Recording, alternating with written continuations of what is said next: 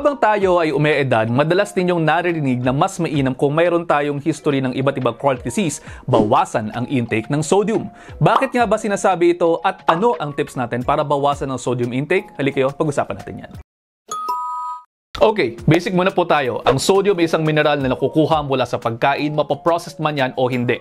Ginagamit din niyang pangpadagdag ng lasa o flavor sa pagkain.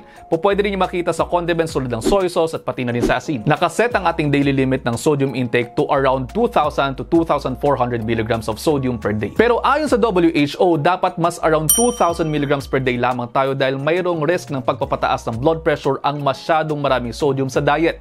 Ang maraming sodium kasi ay nag-a-attract ng tubig kaya tumataas ang blood volume, kaya tumataas din ang pressure sa dugo, kaya nagkakaroon ng overburden ng puso at over time, pwede ring magkaroon ng problema sa heart like heart disease, pwede ring sa stroke, pwede ng pagkakaroon ng sakit sa bato. So naririto na po ang mga tips natin para mabawasan ang sodium intake. Una, nakatago kasi yan. Pwedeng nakikita ang sodium sa mga processed foods or prepared foods tulad ng mga tinapay, pizza, cold cuts, bacon, cheese, soups, fast food, pasta, meat, and eggs dishes. Nako, teka lang. Ito na, naririnig ko yung mga nagko-comment na nagre-reklamo dyan.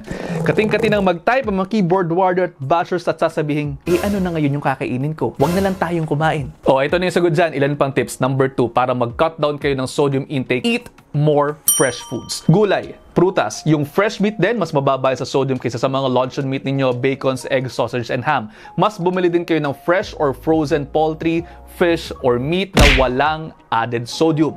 Tip number 3, mas kumain din kayo sa bahay kaysa sa restaurants. Pwede naman po kasing paminsan-minsan magresto pero matuto kayo dapat magluto at bawasan po ninyo ang inyong mga salt sa mga recipes ninyo at palitan ninyo ng iba pang flavorings tulad ng mga fresh and dried herbs, spices at mga juices mula sa citrus fruits.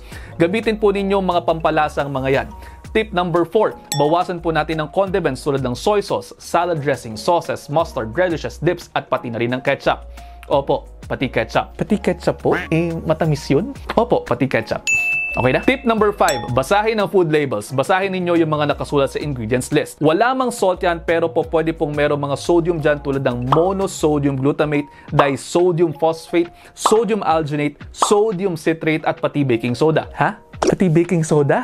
Bakit? Kasi po, ang baking soda ay sodium bicarbonate. At para di rin kayo malito, check nyo na rin po yung nakalagay na sodium sa food label kung gaano karami. Medyo iwas tayo dyan kapag more than 200 mg ng sodium yung laman. At ang last tip natin ay ang malaman ang ibig sabihin ng mga nakasulat tungkol sa sodium sa labels. Kapag nakalagay ay sodium or salt-free, ibig sabihin per serving meron niyang less than 5 mg of sodium. Very low sodium, ibig sabihin kada serving around 35 mg or less of sodium yan.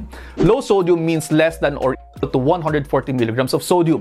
Yung unsalted or no salt added, meaning walang idinagdag na salt sa processing ng pagkain. Pero hindi ibig sabihin yung pagkain na yun ay wala talagang salt to begin with. Meron din kayo makikitang reduced or less sodium na nakasulat. Ang ibig sabihin po noon ay bawas ng around or at least 25% less sodium yan than the regular version. O yan na, hindi na dapat ang sagot niyo ay wala na kayong kakainin. Meron tayong tips on how to navigate this. Pwede po kayong mamili sa mga yan at meron pa kayong mga kakainin. At sana po ay may natutunan kayo. Kung meron man, pakilagay naman po sa comment section dito kung ano sa mga tips na naibahagi ko sa inyo ang best para sa inyo.